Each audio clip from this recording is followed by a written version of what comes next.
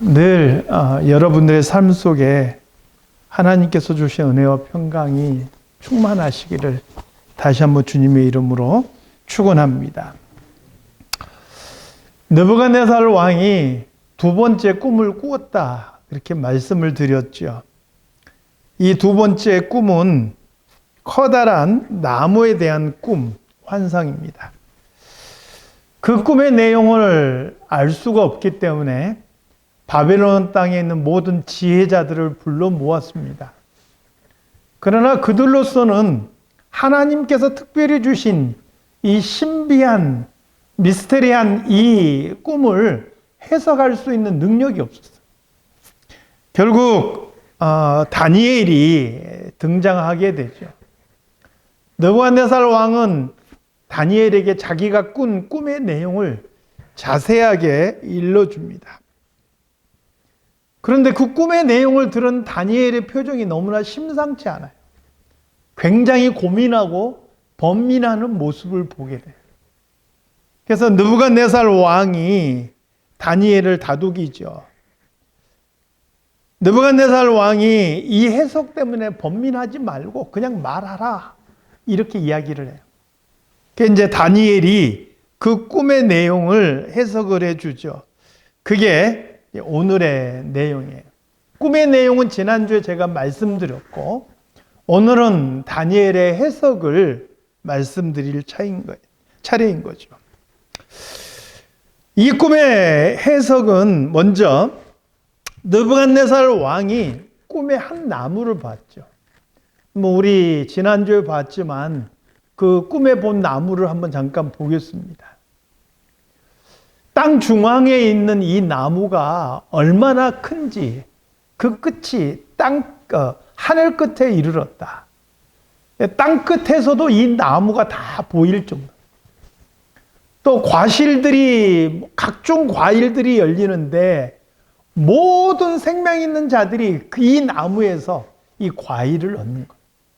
짐승들도 다 이곳에 모여들고 새들도 그 가지에 깃들었다, 이렇게 표현됩니다.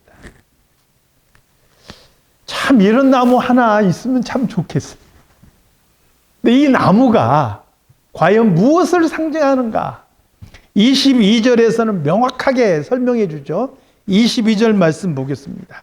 자, 시작. 왕이여, 이 나무는 곧 왕이시라.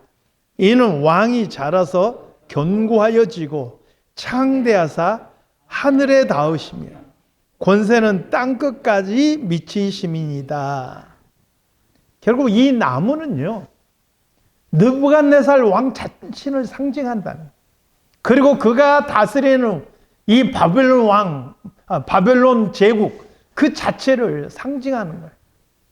그러니 이 느부갓네살 왕의 권세와 그 위엄과 그 영광이 얼마나 대단한, 땅 끝에서도 그것을 알게 된다는 거예요. 그리고 많은 사람이 그곳에 와서 그 영향을 받고 그 혜택을 누리고 거기에 깃들이게 된다. 이걸 너무나 상징적으로 보여주는 것이죠. 그런데 이어지는 내용이 있습니다. 한 순찰자. 이것은 이제 느부갓네살 왕의 시각이기 때문에 우리는 이 순찰자가 천사일 것이다, 그렇게 이해한다 그랬죠. 이 한 순찰자, 한 거룩한 자가 하늘에서 내려와서 말하는 거예요. 저 나무를 베어라, 이렇게 말하는 거예요. 그러나 그 뿌리의 구루터기는 땅에 남겨두고 쇠와 놋줄로 동이고 그것을 들불 가운데 두는 거예요. 그것이 하늘의 이슬에 젖고 또 들 짐승과 더불어 제 몫을 얻으며 7대를 지날 것이다, 이렇게 말했어요. 여기에 대해서 다니엘은 어떻게 해석을 하느냐? 25절, 26절에 나와 있습니다. 25절, 26절을 같이 읽겠습니다. 자, 시작. 왕이 사람에게서 쫓겨나서 들 짐승과 함께 살며 소처럼 풀을 먹으며 하늘 이슬에 젖을 것이요 이와 같이 7대를 지낼 것이라. 그때 지극히 높으신 이가 사람이 나라를 다스리시며 자기의 뜻대로 그것을 누구에게든지 주시는 줄을 아시리다. 또 그들이 그 나무 뿌리에 구루터기를 남겨두라 하였은즉 하나님이 다스리시는 줄을 왕이 깨달은 후에야 왕의 나라가 견고하리이다. 땅 끝에서 보아도 알 수 있을 만한 그 바벨론 땅, 느부갓네살 왕의 찬란한 영광이 꺾인다라는 것을 보여주는 것이다. 그러니까 다니엘도 이 해석을 왕에게 말하기를 망설이고 고민했던 거예요. 이어서 다니엘은 이 느부갓네살 왕에게 굉장히 중요한 조언을 합니다. 사실 꿈의 해석보다 더 중요한 게 그 해석한 내용을 토대로 해서 그걸 어떻게 받아들이고 행동하느냐가 더 중요한 거잖아요. 사람은 그래요. 일어난 사건보다도 그것을 우리가 어떻게 받아들이고 어떻게 행동하느냐가 더 중요한 거예요. 그래서 다니엘은 왕에게 이렇게 조언하는 거예요. 27절 말씀 같이 보겠습니다. 자, 시작. 그런즉 왕이여 내가 아뢰는 것을 받으시고 공의를 행함으로 죄를 사하고 가난한 자를 긍휼히 여김으로 죄악을 사하소서. 그리하시면 왕의 평안함이 혹시 장구하리이다 하니라. 여기서 혹시라고 언급되는 것은 만약에 느부갓네살 왕이 이 다니엘의 조언을 받아들여서 하나님께서 온 세상의 주권자이심을 인정하고 그가 하나님께 복종하는 자세로 의를 행한다면 꿈에서 예언된 이 징계가 그에게 임하지 않을 수도 있다라는 가능성을 제시하고 있는 거예요. 그러니까 이런 일이 임한다라는 그런 예언 자체보다 그 예언을 받고 어떤 마음으로 그것을 받고 어떻게 내가 행동하느냐가 더 중요한 거예요. 그러므로 다니엘은 이 느부갓네살 왕이 한마디로 말하면 왕이 하나님을 인정하고 그 앞에서 겸손히 행하시면 혹시라도 하나님의 긍휼이 왕에게 임하실 것입니다. 이렇게 조언해 준 거예요. 그런데 결과가 어떻게 나타납니까? 12달이라 그랬으니까 1년이죠. 1년이 지난 후에 느부갓네살 왕이 왕궁 지붕에 거느리고 있어요. 이 왕궁 지붕에 거느리는 게 좀 문제가 있는 것 같아요. 성경에 보니까 왕궁 지붕에 거닐다가 사고 치는 왕이 또 한 명 있죠. 다윗 왕. 부하들은 전쟁에 나가서 전쟁하는데 늦지막하게 잠자리에서 일어나서 왕궁 지붕을 거닐면서 자기 나라를 돌아보다가 자기가 다스리는 도성을 돌아보다가 사고 쳤잖아요. 우리아의 아내 밧세바를 보고 그만 탐심을 품은 거예요. 오늘 본문에 보니까 이 느부갓네살 왕도 왕궁 지붕을 거니면서 자기의 나라, 자기가 다스린 이 도성 바벨론 성을 돌아본 거예요. 자기가 다스리는 나라를 돌아보면서 스스로 이렇게 말해요. 30절 말씀 같이 읽어볼까요? 자, 시작. 나 왕이 말하여 이르되 이 큰 바벨론은 내가 능력과 권세로 건설하여 나의 도성으로 삼고 이것으로 내 위엄의 영광을 나타낸 것이 아니냐 하였더니, 이 한 절 안에요, 나라는 표현과 내라는 표현이 4번이나 언급되어 있어요. 내 능력이고 내 권세라는 거예요. 내 도성이고 내 위엄과 내 영광이라는 거예요. 내가 이뤘다는 거예요. 이건 내 것이라는 거죠. 내가 드러나는 이 모습, 이걸 우리는 교만이라고 표현하는 거예요. 한마디로 느부갓네살 왕이 교만해졌다는 거죠. 사람은 참 쉽게 변하지 않는 것 같아요.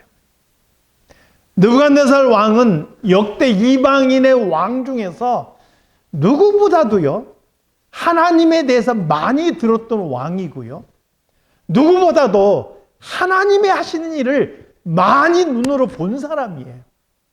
하나님께서 불 속에 들어간 그를 경외하는 자를 건지시는 장면도 그가 직접 보았고, 그래서 자신의 입으로 그 하나님을 찬양하기까지 했던 왕이에요.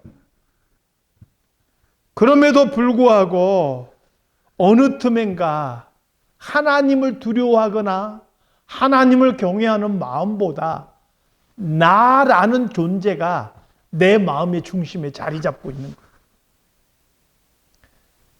사랑하는 성도 여러분, 한 번 은혜를 맛보았다고 사람 쉽게 안 변하더라고요.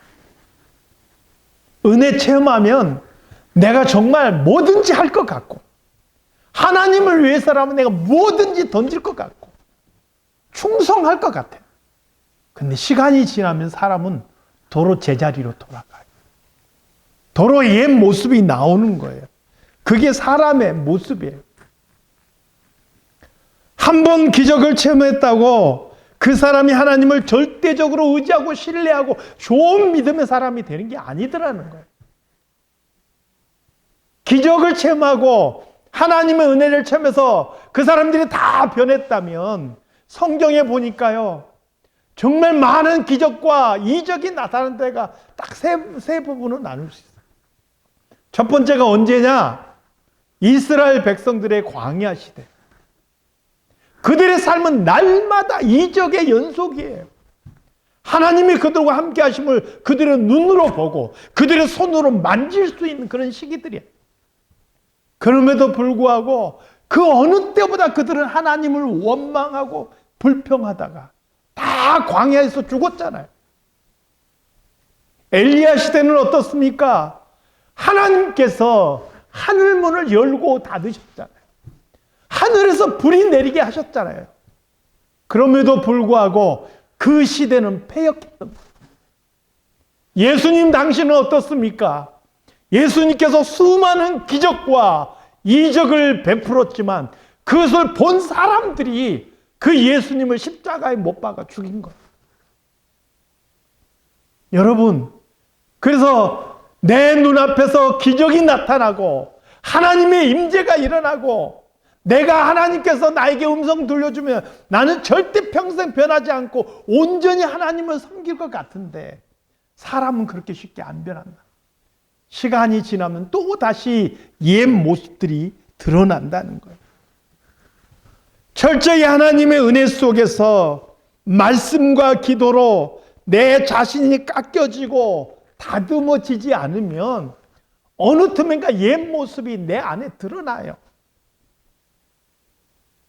그래서 한순간의 은혜로 내가 전혀 다른 사람으로 변하는 게 아니에요.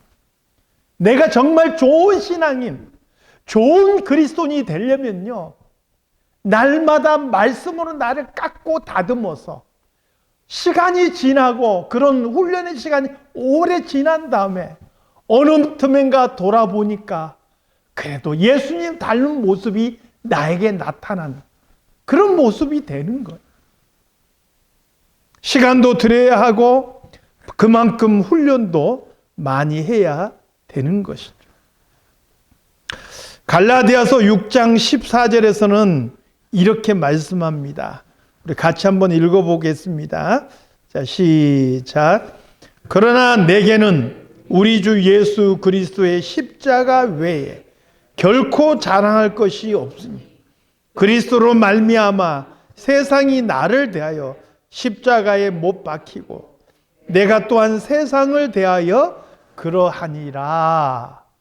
한마디로 말하면 이 세상 살아가면서 나는 죽은 사람이요, 나는 이 세상에서 죽은 사람이다, 오직 그리스도 안에서만 나는 살아있다, 이런 마음가짐을 갖지 않고 살아가면은 어느 틈엔가 나라는 존재가 드러났어.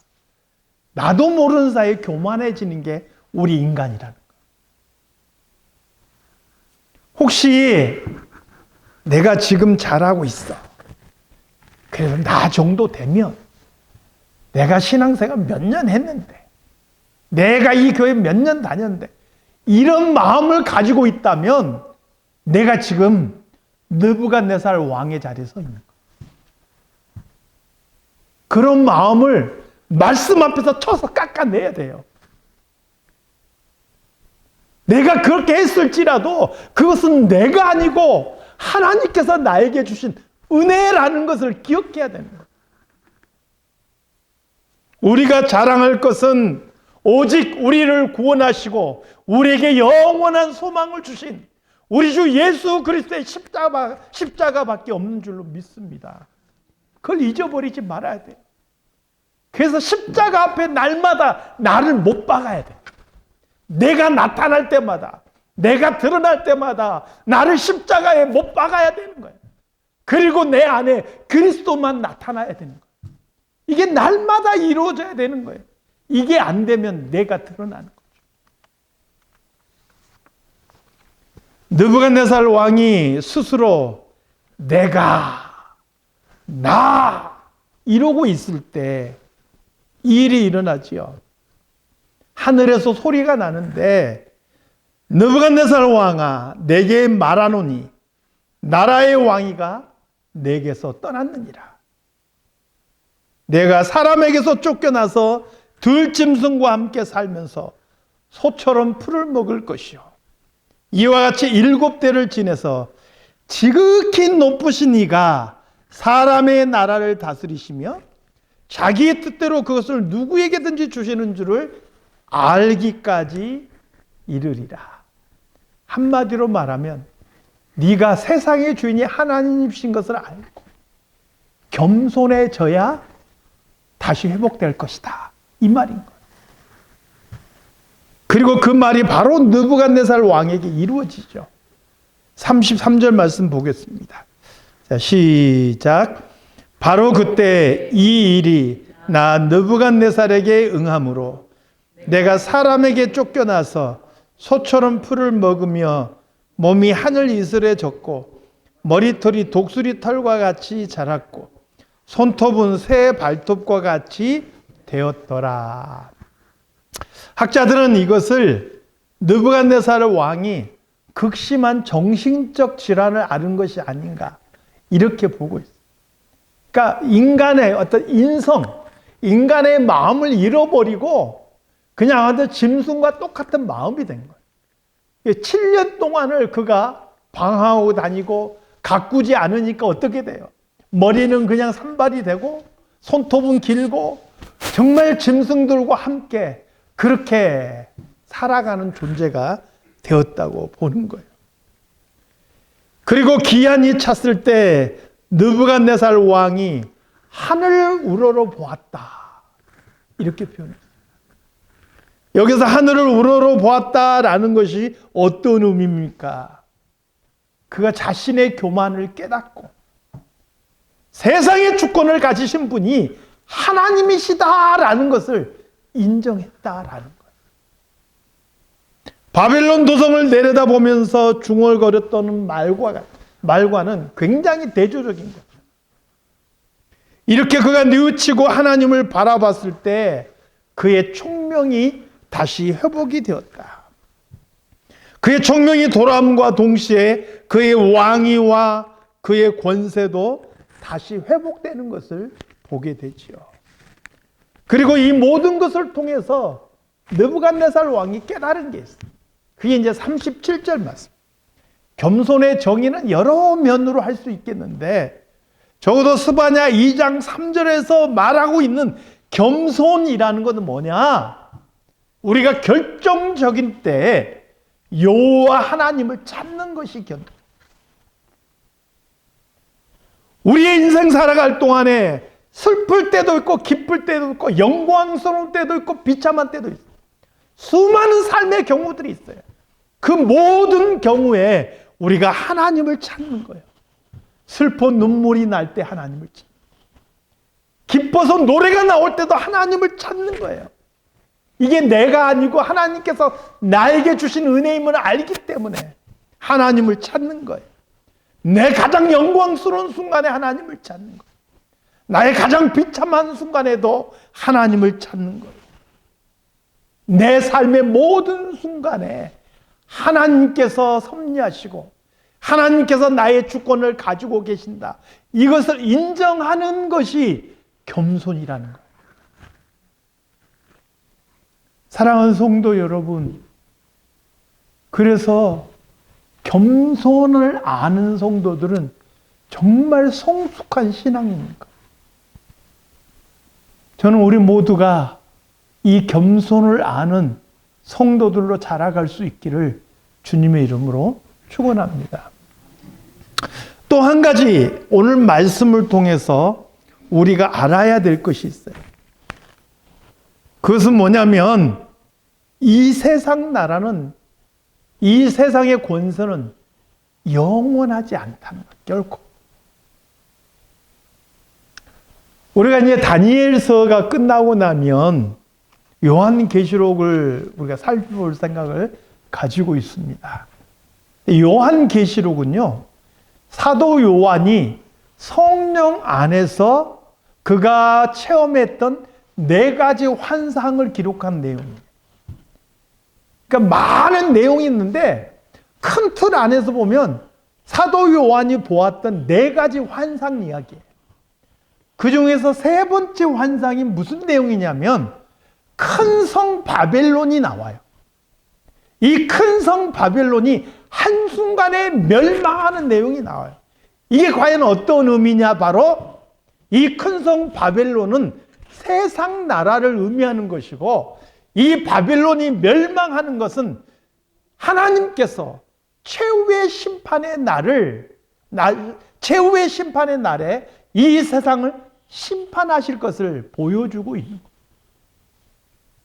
오늘 이 바벨론 땅에 영광스러웠던 느부갓네살 왕에게 임한 이 사건은요, 이 세상 나라가 아무리 영광스러워 보여도 그것은 영원하지 않다라는 것을 우리에게 보여주는 거예요.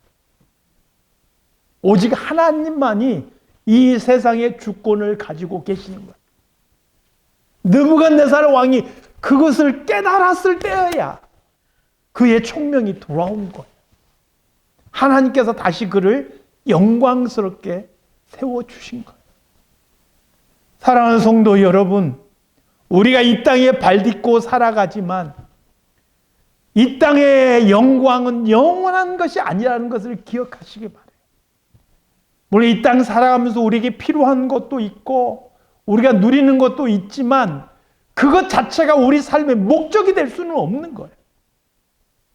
우리는 영원한 하나님의 나라를 바라보고 하나님의 기쁘신 뜻을 바라보고 그것을 향해서 달려가는 천국 시민들이, 이것을 잊지 않고 기억하며 그렇게 살아가시기를 우리 주님의 이름으로 축원합니다. 기도하겠습니다. 하나님 아버지, 세상이 어지럽고 혼란스럽습니다. 그 속에서 우리 성도들은 우리 하나님을 바라볼 수 있게 도와주시옵소서. 세상의 주권을 가지시고 이 역사를 이끌어 가신 하나님의 선하신 뜻이 이 땅에 이루어지기를 위해서 기도하며 그 뜻을 바라볼 수 있는 저희 모두가 되게 하여 주시옵소서. 걸어가신 예수 그리스도 이름으로 기도드리옵나이다. 아멘.